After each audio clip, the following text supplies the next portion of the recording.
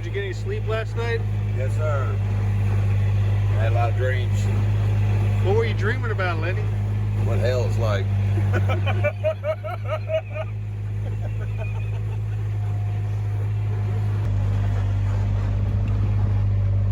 Right next to the ropes course. There's the ropes course.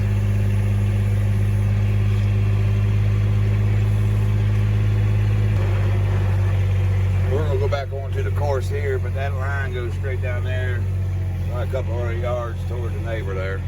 Got it. Yes, sir. Seems like we're very blessed. It's like God's blowing it back that direction, protecting camp.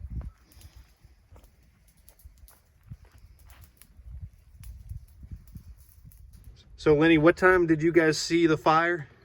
Pretty around, I think, 2:30, 3 o'clock. 2:30, 3 o'clock yesterday afternoon. It might have been earlier than that. I ain't sure. It might have been about 1:30. You guys smelled it and then saw it over there? Smelled it and seen some ashes coming across the campus. And what time did all the fire departments get over here? I jumped in the truck and went and investigated, and by that time, they done pulled into the neighbor's property where the fire was. Got it. And you said you think it's over 40 acres that got burned down? As of last night down at the fire department, they said 48.5. I don't know if that's official yet or not, but that's what they were going with at the moment. Man, and the end of that fire was just licking at camp's property there.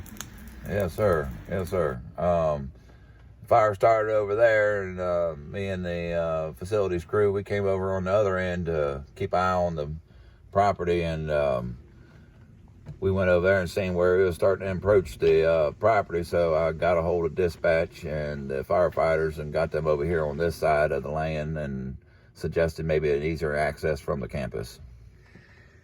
Oh, man, that's a crazy day. Yes, sir. Well, thanks for everything that you did to help keep camp safe. Thanks for all the prayers. I think that's what helped it.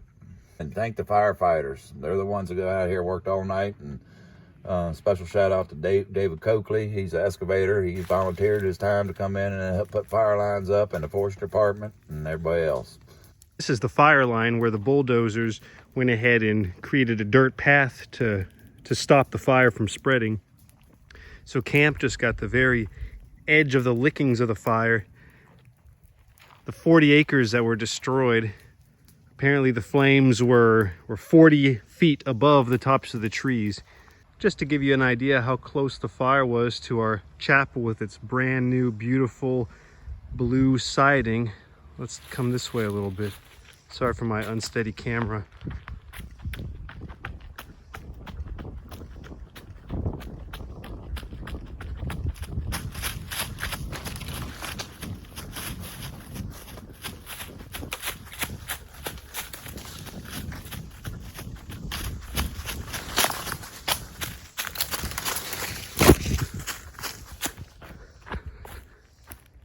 Here's the edge of the fire. Have some more over here too.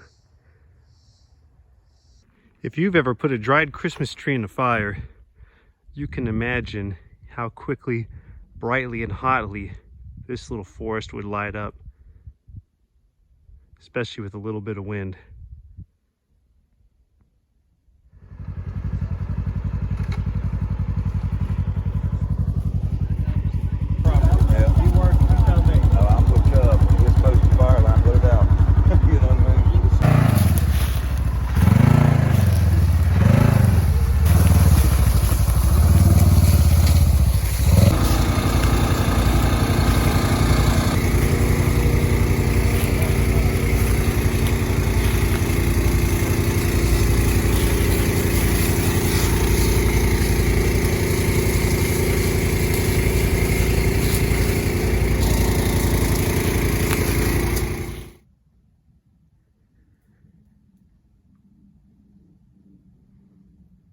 Well, it's the second day after the fire, and as you can see, it looks like it's pretty much out and under control. A little bit smoldering here, smoldering there, but there's a thunderstorm coming, and I think it's gonna finally put out the last of those little tiny fires.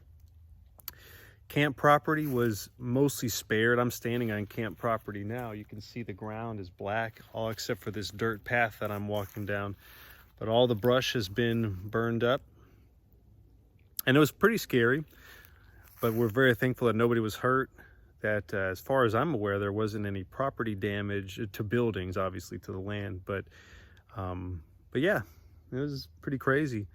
You know, if I was going to turn this into a devotional thought, I would say that even though it was a little frightening, a little scary, and we're glad that it's over, the truth is that it's healthy for a forest to have burns come through like this, to clear out the brush on the land, make room for new life.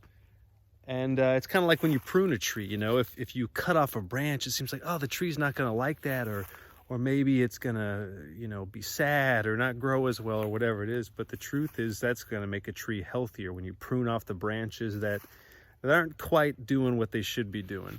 And then all of a sudden a new branch can take its place, or the branches that are working well are only going to get stronger. And that's how it is with our lives. Sometimes we need to cut off or burn out those parts that don't really belong, that aren't helping us. And all of a sudden we'll find out that we become stronger, we become healthier when we allow those experiences that might be a little bit painful, maybe uncomfortable, maybe take us out of our comfort zone. But it's good for us. And that's what makes us stronger as people, stronger as believers, and stronger in everything that we do. So that's my thought of the day.